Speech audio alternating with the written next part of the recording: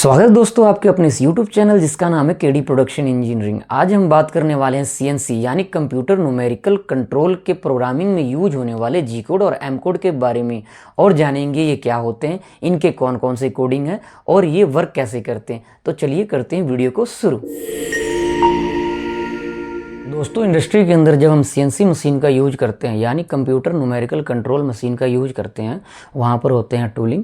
हमारे टूलिंग को जो कमांडिंग देता है यानी टूल हमारा कितना मूव करेगा, टूल हमारा कितना कटिंग करेगा या टूल हमारा कौन कौन सा ऑपरेशन परफॉर्म करेगा, ये सब हम करते हैं जी कोड के द्वारा। मान लीजिए ये टूल है, इसने हमारे कंपोनेंट के पास कितना मूव किया, कितना कटिंग किया और कौन कौन से ऑपरेशन परफॉर्म किए, ये सभी एक्टिविटी जो है वो करते हैं हम जी कोड के द्वारा। ये सारे एक्टिविटी हम करते हैं जी कोड के द्वारा। वहीं पर जो हमारा एम कोड है, ये मशीन के अंदर जो फंक्शन है उसको कंट्रोल करता है, जैसे कि कूलेंट को ऑन करना, कूलेंट को ऑफ करना। जो हमारे स्पिंडल है इसको क्लॉकवाइज डायरेक्शन देना, एंटी क्लॉकवाइज डायरेक्शन के अंदर रोटेशन देना और प्रोग्राम को स्टार्ट करना और इसको एंड करना, ये सारे हम करते हैं एम कोड के द्वारा। एम कोड और जी कोड बहुत सारे होते हैं, मगर मैं कुछ जी कोड और एम कोड जो इंपॉर्टेंट है मैं उसको ब्रीफ में समझाने वाला हूँ। दोस्तों जी कोड और एम कोड बहुत सारे होते हैं, मगर मैंने कुछ पॉइंट यहाँ पर नोट आउट किए हैं जो ज़्यादा इंपॉर्टेंट है और आने वाले वीडियो के अंदर मैं सारे कवर कर लूँगा। अभी हमारा सबसे पहला जी कोड है G00। ये कोड हमारा रैपिड पोजिशनिंग के लिए होता है कि टूल हमारा स्टार्टिंग के अंदर टूल हमारा कंपोनेंट के पास कितना फास्ट आता है, वो हमारा आता है रैपिड के अंदर, रैपिड ट्रैवल करके। G00 का जब यूज करते हैं हम, तो ये हमारा टूल जो है ये हमारा कंपोनेंट के पास बहुत फास्ट आता है, जिससे क्या होता है साइकिल टाइम हमारा बचता है और ये हवा में आता है और कंपोनेंट के पास आके चिपक जाता है, कटिंग नहीं करता है। ये हमारा हो गया G00। वहीं पे हमारा G01 है, ये है लीनियर इंटरपोलेशन। G01 हमारा है, ये है हमारा जी कोड लीनियर इंटरपोलेशन। इसके नाम से ही पता लगता है कि ये लीनियर कटिंग करेगा। लीनियर का मतलब ये ऐसे भी हो सकता है, ये ऐसे भी हो सकता है, ये ऐसे भी हो सकता है। एक सीधी रेखा में जब कटिंग करता है इसको हम बोलते हैं लीनियर इंटरपोलेशन। मान लीजिए G01 के अंदर कटिंग करना है,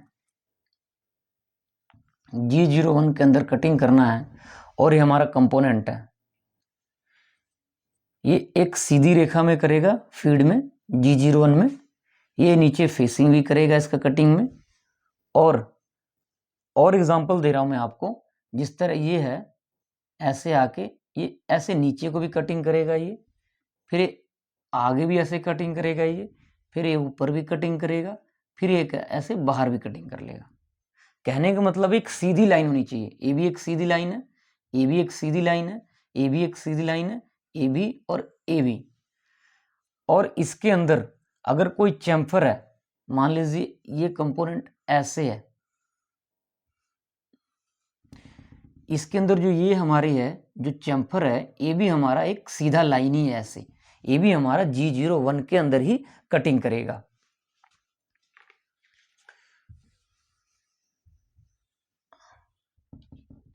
अब बात करते हैं G02 जो है सर्कुलर इंटरपोलेशन क्लॉकवाइज। मान लीजिए एक एग्जांपल से बताता हूं मैं आपको, एक कंपोनेंट है हमारा, इसी को बना देते हैं।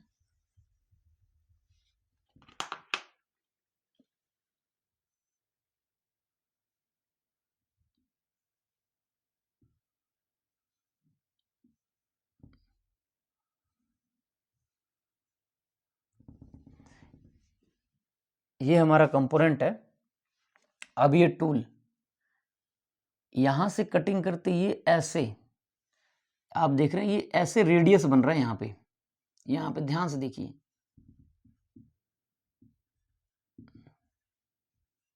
जब ये रेडियस बन रहा है ये ऐसे ऊपर को टूल उठ रहा है ऐसे, इसका मतलब है क्लॉकवाइज, ऐसे घड़ी की दिशा में ये घूम रहा है ऐसे।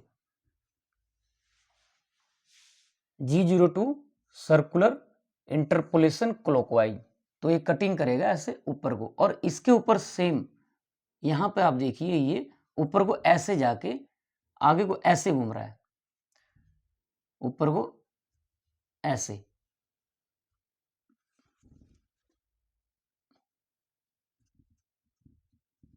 ये तो क्लॉकवाइज घूमा, और G03 के अंदर जो एंटी क्लॉकवाइज है वो यहां पे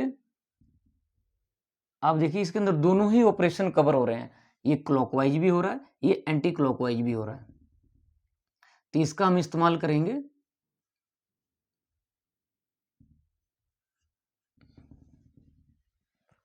clockwise direction, anti clockwise direction के लिए। अब इसी के अंदर मान लीजिए ऐसा कुछ प्रोफाइल बनाए,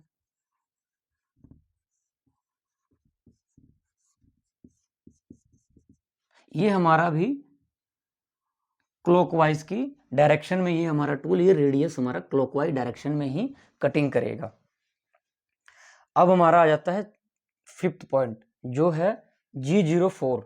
इसका यूज हम करते हैं कहीं भी कोई भी ऑपरेशन के लिए 2 सेकंड या 1 सेकंड या 3 सेकंड के लिए टूल होल्ड करना, और हमारा उस कंडीशन के अंदर स्पिंडल हमारा रोटेशन में रहेगा मगर टूल हमारा होल्ड हो जाएगा। जैसे अगर हमारा कोई भी टूल है ज़्यादा हीट हो जाए किसी ऑपरेशन में अंदर में, मतलब कोई बोरिंग कर रहे हैं उसके अंदर हमारा टूल जाके ज़्यादा हीट हो जाए, तो 1 या 2 सेकंड के लिए अगर रोकते हैं हम हीट को रिलीज करने के लिए, तो वहाँ हम G04 का इस्तेमाल करते हैं।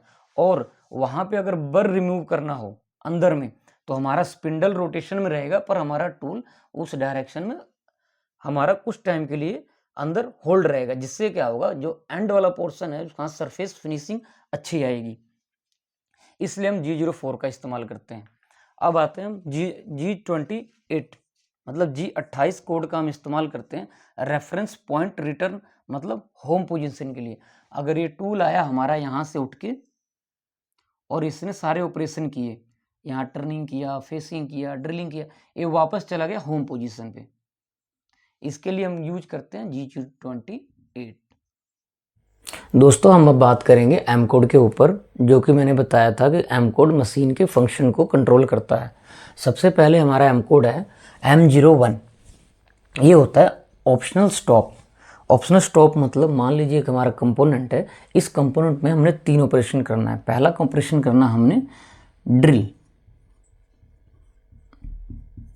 दूसरा करना हमने इसके अंदर बोरिंग, और थर्ड करना थ्रेडिंग।